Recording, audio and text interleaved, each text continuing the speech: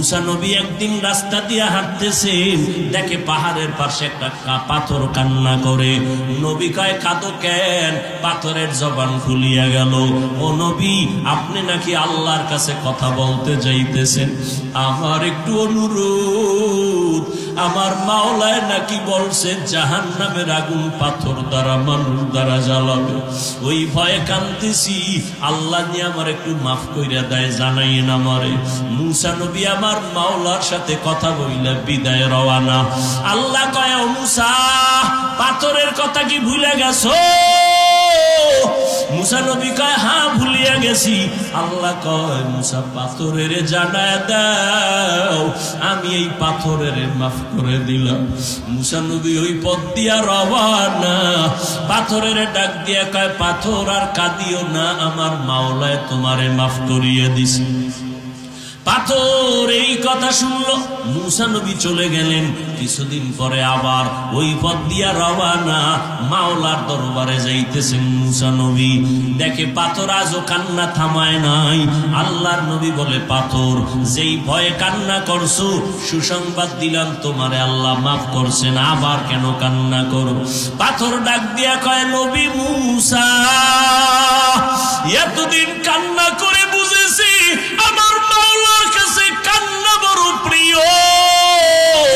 কান্না করলে মা বাবার সন্তানের দিকে মায়ার নজর যদি দেয়, কান্নার কারণে যদি উস্তাদেরা ছাত্রর দিকে মায়ার নজরে হাত বাড়ায়, ওরে আমার মাওলার মায়া কি কম? ওরে আমার মাওলার মোহাব্বত যার সিনায় একবার জায়গা হবে, ওই বান্দা কেন কান্না করবে না?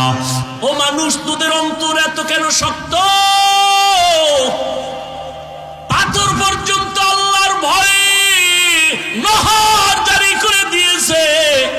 পাথর, কিছু কিছু পাথর আছে, এমন পাথর আল্লাহর ভয় টপ টপ করে পানির ফোঁটা পড়ে, ওরা কান্না করে, কোরআনের আয়াত।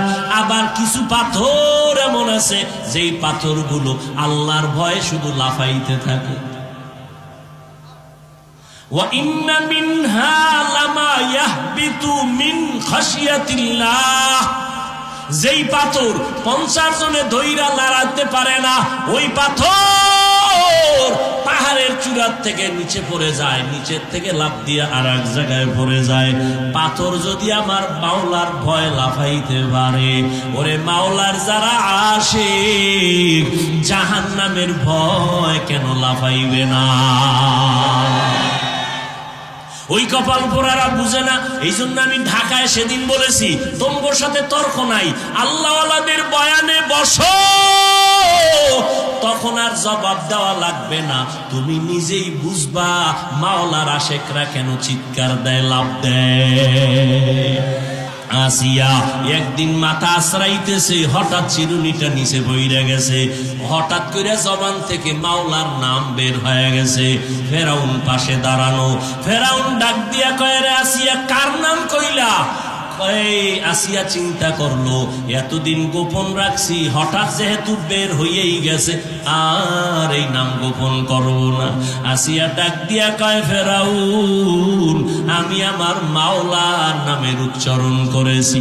বলে, আমারে মিশরের সবাই খোদা বলে, তুমি আবার কোন খোদার নাম নিলা? বলে, আমি ওই খোদার নাম নিলাম যেই খোদা তোমারে বানাইছে। মুসা নবীর আল্লাহ, আমি আসিয়ারও আল্লাহ।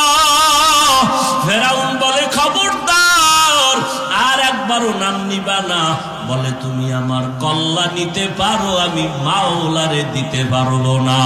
আমার মাওলার মোহাব্বত আমার অন্তরের মধ্যে জায়গা নিয়ে নিছি। এবার ফেরাউন কয়, রে আসিয়া, আমার কাম যে মাওলারে ফাঁকি দেওয়ার কোনো কায়দা নাই। আমার মাওলা আসতে বললেও শুনে, জুড়ে বললেও শুনেন।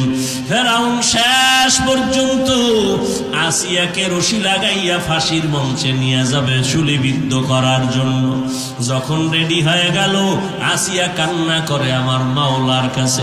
ওই পথ দিয়া মুসা নবী হাইটা যায়, ও নবী মুসা, আমার জীবনের শেষ বেলায় চলে আসছে, আমারে ফেরাউন ফাঁসি দিবে, শুলিবিদ্ধ করবে। একটু বলেন আমার মাওলা আমার উপরে এখন বেজার না খুশি? মুসা নবী কয়, রে আসিয়া, আমার মাওলা তোমার উপরে এখন খুশি হয়ে গেছে। আসিয়া এই কথা শুই না চোখের পানি ছেড়ে আসমানের দিকে হাত উঠাইয়া বলে, ক্বালা রব্বি বিনিলি ইনদাকা বাইতান ফিল জান্নাহ। ও আল্লাহ, বেঈমানের ঘরে আমি আসিয়া, যেই ফেরাউনের এত টাকা, এত সুন্দর রাজপ্রাসাদ, এত ঘর, কিন্তু আমি আসিয়ার থাকার মতো একটা ভালো রুম আজ হলো না। তোমারে আমি মোহাব্বত করার কারণে আমার খানা টেবিলে আছে, কিন্তু আমারে খানা দিল না। ও আল্লাহ, ঘর নাই, আমি কষ্টের জীবন কাটাই। ও আল্লাহ, দুনিয়ার ঘর আমার লাগবে না, তোমার কাছে অনুরোধ, তোমার পার্শ্বে জান্নাতে আমার একটা ঘর বানাইয়া দিও। আসিয়া কান্না করে। হঠাৎ করিয়া ফাঁসির মঞ্চে যখন নিয়ে যাবে, আসিয়া হাসি তামাশা শুরু করলো। ফেরাউন ডাক দিয়া কয়, আসিয়া, বিপদের সময় কেন হাসো? কান্না বন্ধ করে। আসিয়া ডাক দিয়া কয়, রে ফেরাউন, তুমি বুঝবা না, আমি মাওলার কাছে দোয়া করার কারণে আমার মাওলা আমার কলবের পর্দা খুলিয়ে দিয়েছি। আমি কলবের চক্ষু দিয়া তাকায় দেখতেছি, আসমানের ভিতরে লক্ষ লক্ষ ফেরেশতারা অপেক্ষা করতেছে আমাকে জান্নাতে নিয়ে যাওয়ার জন্য। আমার মাওলায় জান্নাতে আমার জন্য ঘর বানাইছেন। আমার মাওলা ওই ছবিটা পর্যন্ত আমাকে দেখাইয়া দিছেন। অতএব তাড়াতাড়ি আমাকে শুলিবিদ্ধ করে দাও, আমি আমার মাওলার মোহাব্বতের বন্ধনে জান্নাতে চলিয়া যাব। আল্লাহ জ্ঞান দিছে, একটু বুঝো।